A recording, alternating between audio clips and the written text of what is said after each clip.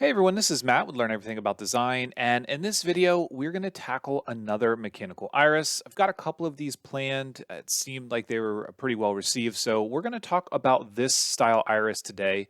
This one's a little trickier than the last one we did, and it takes up quite a bit more room on the outside ring, but we're going to talk about how to lay out and set this up, how to design it, and if you want to make it for 3D printing, you certainly can do that as well. So to get started, let's begin by first creating a new design. I'm going to turn off my component color cycling for right now. And just like we did with our last design, we're going to work all in bodies, or at least initially with bodies in a single sketch, and then we're going to make components from that. So we're going to get started with some basic geometry. So we'll start with a center diameter circle, and I'm going to use 100 millimeters again. It's a nice round number that we can understand. I'm going to pull this off to the right-hand side, right click and toggle it as a radius. And the main reason that I want to do this is because it just makes it a little bit easier to see what's going on in the center. Not really going to matter for what we're doing here. The next thing that we need to do is we need to create some reference geometry. So I'm going to add a vertical line. I'm going to add another line over here to the right, and I'm going to add one over here to the left. We'll hit escape, and we're going to convert these to construction. So X on the keyboard, or you can select them and go over to your sketch palette and simply toggle that construction geometry. And now this is basically the starting point of our wedge. Unlike our last example where we created a true triangle wedge that was just going to slide to the side, this one actually needs to have some curvature to it because it's going to have to rotate out of the way and clear all of the other petals or little wedges in this design. Now we're going to be using 5 for this design. You can use as few or as many as you want. 5 is a good number here because it simplifies the amount of joints that we need to add. So what are these angles? Where are they going to come from? And how do we actually lay this thing out? Well, the first thing that we need to do is we need to decide this angle here. Now this one really doesn't drive the design. It's simply going to determine the orientation of this on the screen. So I'm going to select those two lines, hit D, and I'm going to add 20 degrees. Again, that number isn't really critical. The thing that's critical is going to be this angle here. This is going to be 360 divided by the number of these wedges or petals you want. So that turns out to be 72 degrees if we're using 5. Of course, if you're using 4 or 6, that number is going to be different, but 72 is the one that we're using here. Now, this is where things get a little tricky because we need to have some arcs. Those arcs are going to be representing essentially the same diameter that we want to have when we swing this thing open. And where we put the pivot points is going to be a little tricky as well. So what we're going to do is we're going to create a couple of references. I'm going to start by grabbing a center diameter circle. I'm just going to place one here. I'm going to place one over here, which we'll get back to a little bit later. We can pick a number, and this is going to drive where the pivot point is in relation to our origin. So I'm going to dimension this at 11 millimeters, and then I'm going to add a tangency between the outside, our 100 millimeter diameter, and between this edge here, and hit escape. This one, again, I'm just going to leave floating for now. That is going to represent where our linkage is going to attach. So I want it on the screen to kind of remind us to deal with that before we get too far. But this is now going to be the location of our pivot. That means this wedge is going to swing out counterclockwise and sort of move up in that direction. So now how do we determine the arcs, where the arcs are actually going to be the overall shape of this thing? Well, the way that I like to do this is I'm going to start by offsetting these lines. You can use O on the keyboard if you want. I'm going to use a value of 8 millimeters, and we'll do the same thing over here. We can right click and repeat that offset, 8 millimeters, and then hit escape. Once again, turn these to construction. You're going to have a lot of construction geometry, and then we want to use trim, and I want to trim the edge that's sort of extending outside of here. That's going to be the location where my arc is going to connect here and here. So we're going to use create arc, 3-point arc, go from the origin to here, and just draw it for now. Don't worry about tangency or anything like that. We're going to go from here to here. And then those are going to be equal to the outside diameter of our circle. So we can use equal, select this, the outside, select this, and the outside. Now, the main reason for that is because this and this right here, those two arcs need to be the same. A reason for that is because as we pattern these around, this edge here is going to intersect with this edge here on the next petal or wedge that we have in this iris design. So as we go all the way around, those two have to be the same. The outside doesn't really have to be the same. It's going to be hidden for the entirety of its motion, but it just makes it easier and cleaner when we're designing these to make all of these things equal. So now those three are equal. We have the location of our pivot point. I can go ahead and add a smaller circle there if I want to. Let's just say 6 millimeters. It's pretty big, but that'll work for what we're doing. And now we need to actually remove some more material as well. And the reason for that is because this section here, let's pull this out of the way so it's a little bit cleaner. This section here, as this thing rotates, that point is going to start to swing down. So if we take a look just quickly, I'm going to put a line there. I'm going to put a line here, make these two equal. As this line sort of swings around, and let's go ahead and hold down Control so we temporarily override our constraints. So as this thing swings, it's going to build that arc. And what we want to happen is we want that arc to clear the next piece that's swinging out of the way as well. So we have to cut away some of this corner. The way that we're going to do that is by adding some additional relationships. We're going to add another arc. So let's go ahead and just put a 3-point arc from here to here. And we'll add a tangency here. And notice that it kind of goes crazy. So hit Control Z to undo. Sometimes what you end up having to do is dragging these into an orientation that's a bit closer to the final shape before you add those constraints. And then we can decide where this piece is going to be. Now, if we want to snap it to this line, we certainly can, but that might actually be a bit too much. So the way that I'm going to drive it is I'm going to take this endpoint and select this, holding down Control, and make those horizontal. So that's, again, it's not a very clear, definitive answer. The main thing that we need to know is that when these things swing out of the way, that everything is clear. So this is going to essentially be our petal piece or our little blade or wedge. And this is going to be where our linkage is going to hook up to it. Now, we don't have the linkage defined yet. This is still kind of floating around. And we are going to fillet this corner. We're going to round it off a bit. But this is the basic shape. That's probably the hardest part of this, but there is a little bit more that we need to figure out.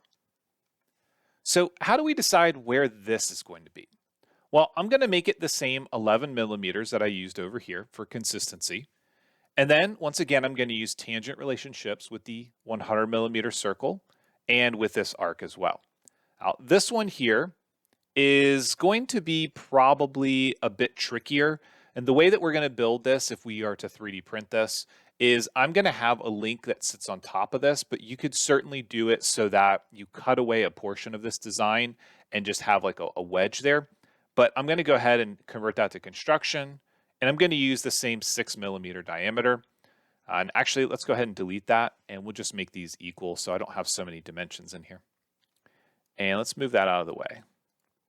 So now, once again, here's our wedge. Let's shift select that. This wedge piece is essentially done.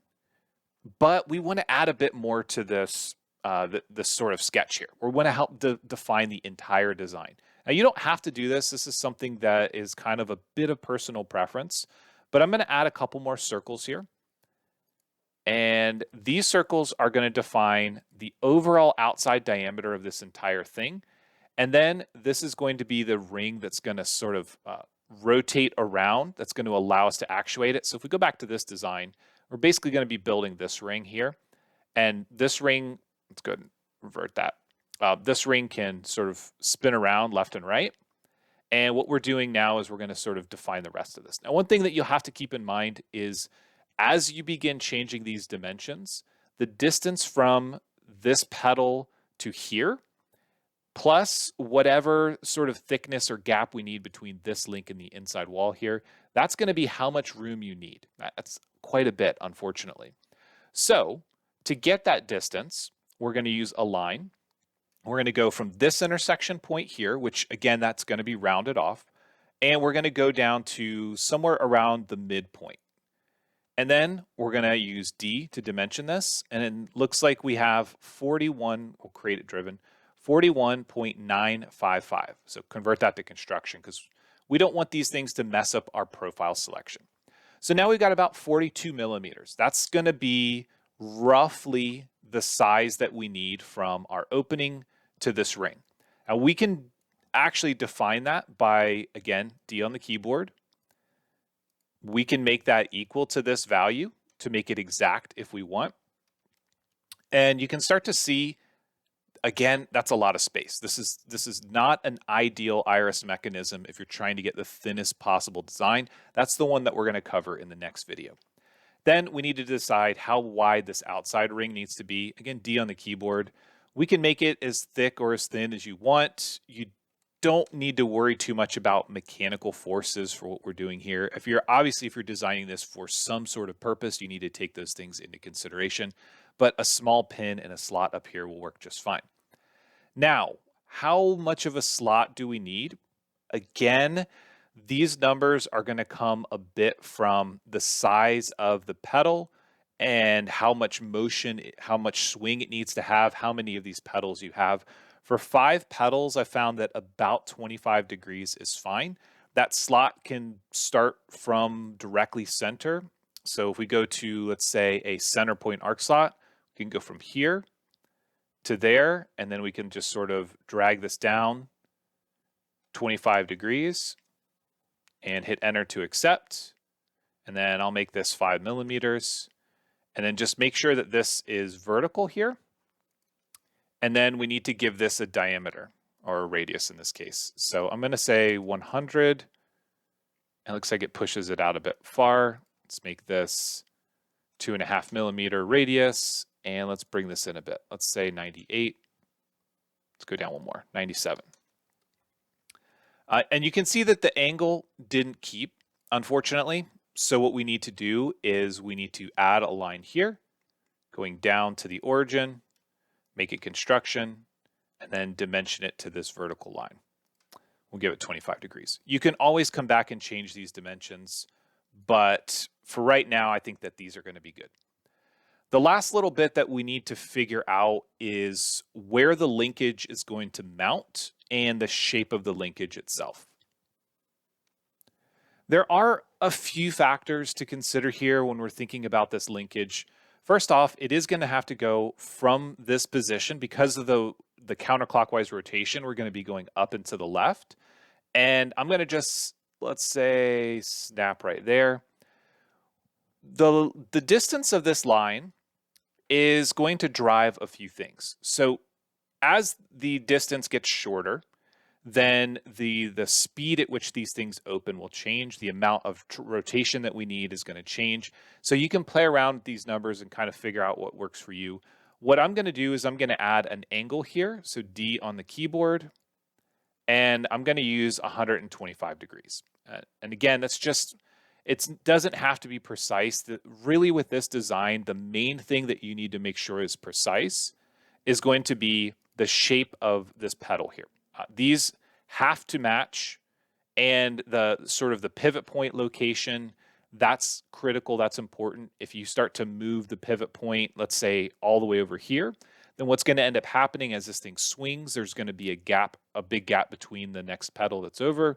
And if you start to move around these lines and they don't equal these arcs here, then you're going to have to start to have problems because they're not going to fit together quite right. So that's the critical aspect. Everything else you can play around with and see how it affects the design. Increase or decrease the slot length, increase or decrease the length here.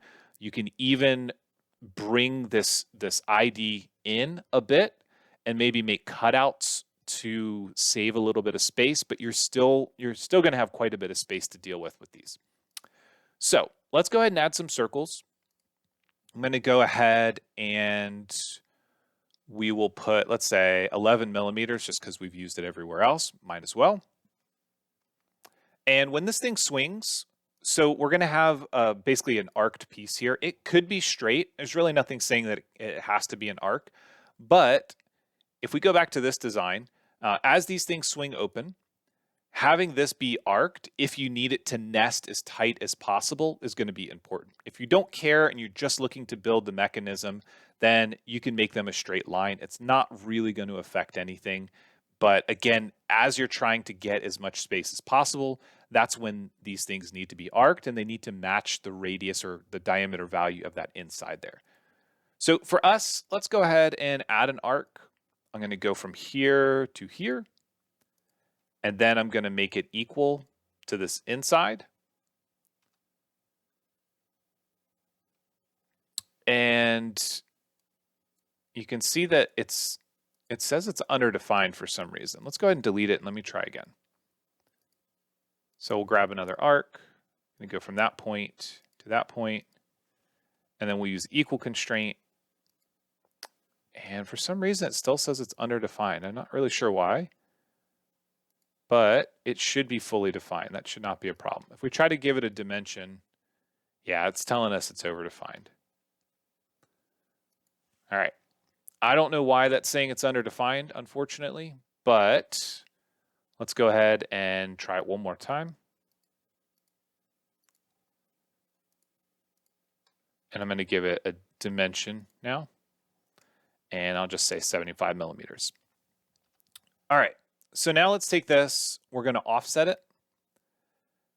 And the offset amount really depends on what you're doing. I'm going to do 5.5 millimeters, which should make this nice and smooth here. And we have to offset it the other way. So O minus 5.5. And then I'll take this inside one and convert it to construction. This one here, I'll take back and make it non-construction. And then we'll add a circle in the center. We'll make that one equal as well. So that is our link. We still need to have geometry to attach the link, but we actually have everything that we need here in the sketch. So the last thing that I want to add is going to be a small circle here. This is going to be a pin. Let's say 4 millimeters. I'm going to give it plenty of slop. And now we can start building our different components. So the first thing I'm going to do is extrude. And I'm going to extrude this piece out. I'm going to include all these different profiles. That hole I'm going to leave because that's where the pin's going to go. And I can actually use this outside edge here so I don't have to make a fillet and start to pull this out. I'm going to make it fairly thin, 2 millimeters, and I'm going to say new component. So that's our first component. This is going to be, I'm going to call this our blade. Bring the sketch back, and then we're going to basically build everything else. So now extrude one more time. I'm going to pick all these profiles. We're going to have to remove some material from the inside.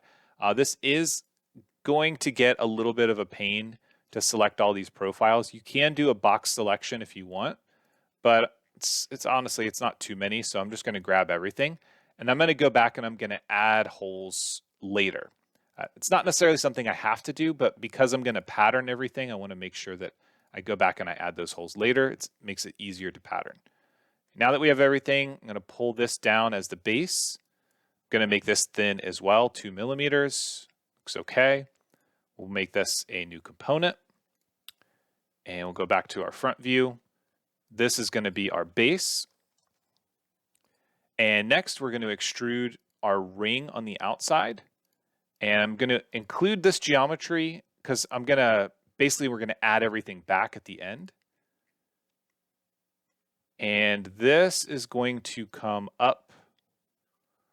5 millimeters is probably a bit of a stretch. Let's just keep with everything being 2 millimeters for now. Make it a new component. And I'm going to call this my spin ring. If I could type, let's go ahead and get that L out of there. Spin ring. So that one's going to rotate around. And the last thing we need is the link. To make this simple, I'm going to have the link sit on top of everything. So the base is 2 millimeters, the blade is 2, and this piece is 2. So what I'm going to do is I'm just going to plop the link on top of it. But remember that you can actually get a little bit creative, and the link isn't going to rotate very much. So it could be a very creative slot that it can nest into. Not this one, you'd have to make it a smaller center section here, but for our purposes, to keep the geometry as simple as possible, what I'm going to do is put it on top of everything. So go ahead and hold down Control, grab all the areas you need. What we're going to do instead of the profile, we're going to start from the top of an object. We're going to go up a distance of 2 millimeters. which actually be minus 2 millimeters because of the orientation here, and make a new component. And then this is going to be our link. And I'm going to hide the link for now because now I want to activate my spin ring, hit extrude, and we're going to add some geometry to it. So we're going to go up to object, join it together, and then E to extrude again. We're going to go through all, make sure that it's only cutting the spin ring. We can hide the sketch, and then we can create a pattern of that feature. So go to features, select both the original extrude and the cut. The axis is going to be, in this case, Y for the orientation I have, and we're using 5. So again, we could add fillets to that if we want, but for the most part, I'm not too worried about the mechanics of this. I do need to cut a hole in the center of the base, and I need to add pins to hold this piece. So what we're going to do is I'm going to hide the spin ring and hide the link because I don't really need to see them. That will let me create a sketch directly on top of this face. And we're going to do a circle at the center. And it looks like we can do maybe about 80 millimeters. And then I also want to hit P to project. And I'm going to add a circle here that is 7 millimeters. Actually, go the other way, 5 millimeters. Again, keeping everything with a good bit of slop. We're going to finish, extrude, cut this all the way through. We're going to go back into that sketch, and we want to extrude that small section up at least 2 millimeters. We can do a bit more, 3 in this case, and then create a pattern of that feature. So we're going to go about the y-axis. We're going to have 5 and say OK. All right. So let's go ahead and bring everything back. The spin ring, the link. The spin ring still needs a slot on the outside. So E to extrude, hold down the left mouse button to select the profile, hold down Control to select that, and we're going to pull that up all the way through. Just say through all, cut, and it looks like it's going the wrong direction. So we only want it to go this way. Make sure that it's only cutting that spin ring, and then pattern it. So again, the method here of having a single sketch to control everything, that is a little bit of personal preference. If you prefer to separate these all out, there's really nothing wrong with that. Just keep in mind that keeping it all in a single sketch, and I'm going to go ahead and go back to the base, and I'm going to extrude this pin. So just come up a couple millimeters, 3 or 4, and then we'll pattern that. But again, so the reason that I do this is because if I need to go back and make any changes to the design, in this case, everything is located in a single sketch. I don't have to go searching around with some minor exceptions, right? Cutting the hole out of the center of this thing is a little different. But I don't have to go searching around for all that geometry. So now we've got all this in play. We can pattern the components. So we'll go to circular pattern, components, this link and this one here.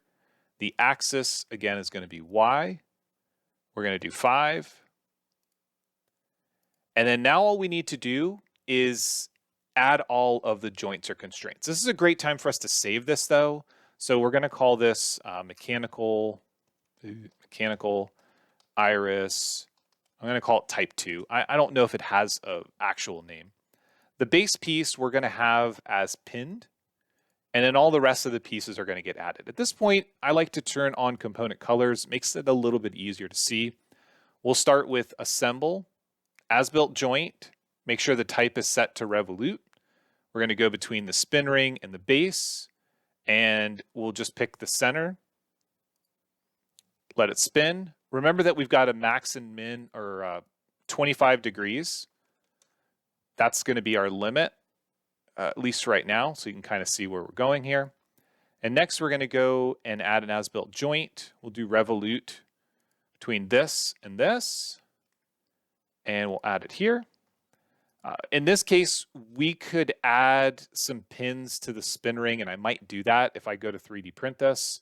But right click, repeat, and I'm just going to work my way around adding these to each. Right click and repeat. At this point, it's definitely quicker to use your marking menu or to use shortcut keys. Now, J on the keyboard is for joint. Alt and J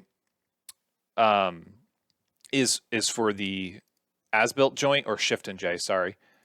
I don't find that to be any quicker because my hand is on the left side of the keyboard. So I like to just use the marking menu personally. So we're going to do revolute for the pedal here. Same thing here between the base. And just keep repeating that, working my way around. And, oop, that is not the right position. So let's go ahead and clear that, make it go there. Right click, as built joint. You can see that with the marking menu, it can get a little tricky because what it does is if you have it over a component and repeat, it automatically selects that component first. So if you use that to your advantage, it can be a little bit quicker.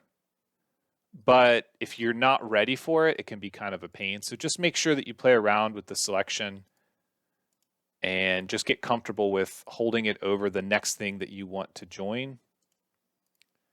And over here as well.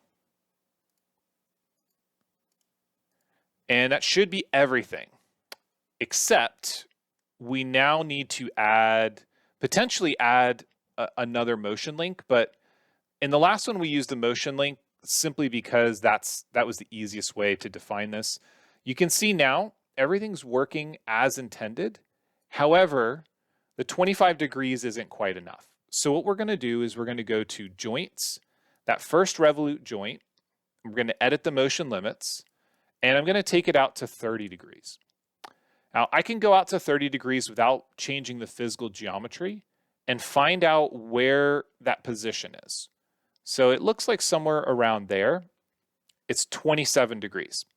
So what I'm going to do is go back to the sketch. So again, the first sketch, right click, show my dimensions.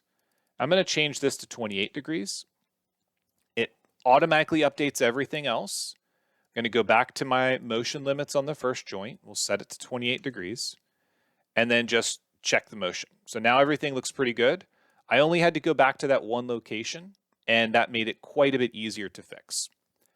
So again, the first iris that we did definitely had a smaller outside ring. This has its pros and cons. You can play around with the numbers, but you will end up having to, basically you have to give up some space to make this work. Now we could make this smaller. We could certainly shrink this and get some more space out of it. But in reality, it's never going to be a compact design. It's going to be a bit more complex.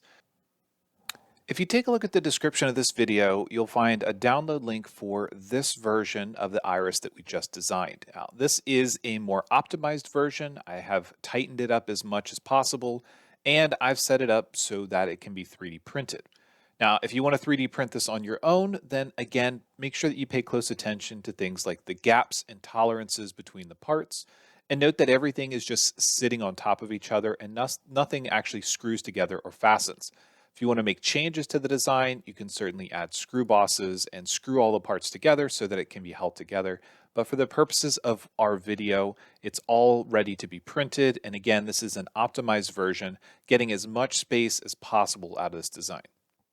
If you like this content and you want to see more of this, then make sure that you do subscribe. We will be adding more content in Fusion, Plasticity, and SolidWorks, as well as other pieces of software that we use.